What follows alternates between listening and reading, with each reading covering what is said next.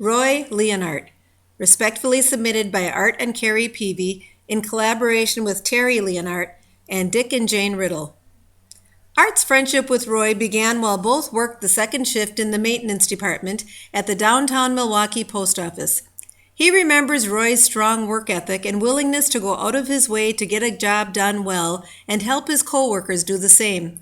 His faithful early arrival of at least 1 hour before his tour began ensured that the third-floor crew would be guaranteed a warm cup of coffee to start their day off, often accompanied by donuts.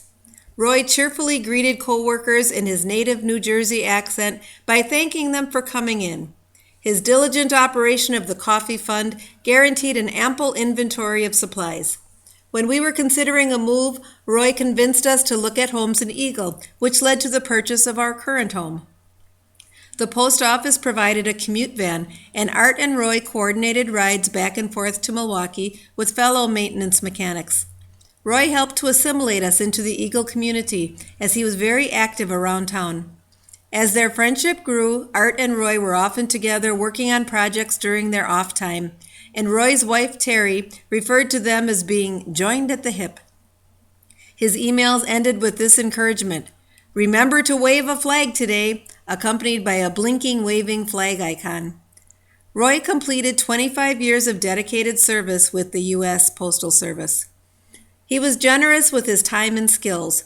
With encouragement, "What do you say? Let's go for it," and assistance, he moved others to keep trying new things.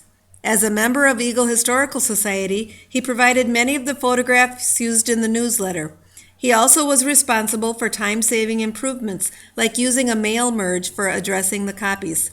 When the Alice Baker Library automated, he assisted staff through the technology learning curve. Today, the library provides a free hotspot, wireless computer connection, and visitors are also impressed by its media center. Art fondly recalls camping in northwestern Wisconsin with Roy and our sons, where they canoed the St. Croix River and other paddling excursions on local rivers and lakes. Roy always seemed to be available if we needed help in any way, and he was a jack of all trades. Roy served 6 years in the U.S. Navy on the USS Vulcan, USS Mendenhall submarine, USS Gudgeon submarine, and the USS Sperry submarine tender from April 9, 1968 to April 8, 1974. He was discharged with the rank of Electrician's Mate, Second Class. Roy did boot camp basic training at Great Lakes Naval Station, and it was at a USO dance that he would meet his future bride, Terry Winkleman.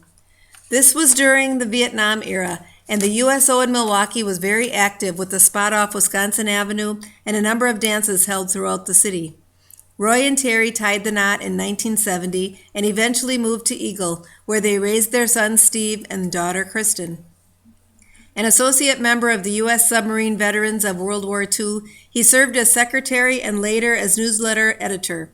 Roy's natural curiosity and love of country and history prompted this email in pursuit of the following sunken submarine. Dear Wreck Diver, I am seeking information regarding the USS Lagarto that was sunk in the Gulf of Siam on approximately May 3, 1945, at the approximate location of 7055 North, 1020 00 East. If you have or have access to any information regarding this U.S. submarine, I would appreciate it if you would contact me. Sincerely, Roy Leonardt. Roy's continual technical assistance and his knowledge of which sub-veterans still knew what and where they now lived was fundamental in putting together all the pieces of the USS Lagarto puzzle. The USS Lagarto was discovered, and Terry Leonhardt still remembers receiving news of the discovery by phone from Jamie the diver in the middle of the night. Roy was the driving force behind the state declaration of the USS Lagarto Remembrance Day. Unfortunately, he passed away unexpectedly after a short illness just prior to the USS Lagarto memorial ceremony. Another proud moment for Roy was attending the first 28-boat reunion held at the Wisconsin Maritime Museum, which brought together old shipmates to share experiences with the promise of future meetings. He wrote in his newsletter that they would remember that they served on a submarine built in a small town in Wisconsin that manufactured 28 submarines, not only with the labor and skill of its craftsmen, but also with the hearts and souls of the people of Manitowoc.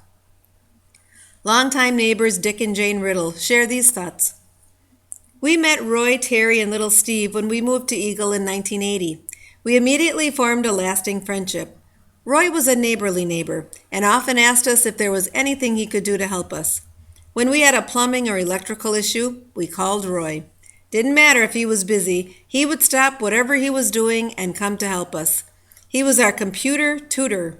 We could call him late in the evening to help solve a technical problem, and a minute later the doorbell would ring. He never said no. Jane would kid Roy, saying she would set a plate for him at the supper table. Dick, was having serious health issues one summer and winter, and Roy took it upon himself to take care of our lawn and snow removal. We flew to LA one summer, and Roy took us to the airport, with baby Kristen sleeping in her car seat. Friends gave us a well pump, and Roy said it should be mounted on a concrete slab. He came over armed with a drill, bolts, and the concrete slab. Today that pump stands next to our patio, a reminder of our friendship with Roy. Roy was a proud Naval Submarine Service vet and was active with the Sub Vets organization. He started a newsletter and asked if I would make suggestions and critique his work. It was educational for me, and I learned a lot about submarine warfare. We had a lot of respect and admiration for Roy, and we still miss him almost 11 years after his passing. Roy was a loving, kind, and generous person who was dedicated to his family, friends, and community. He greeted each day with a smile and ended it by making someone's day brighter and not missing an opportunity to be of service.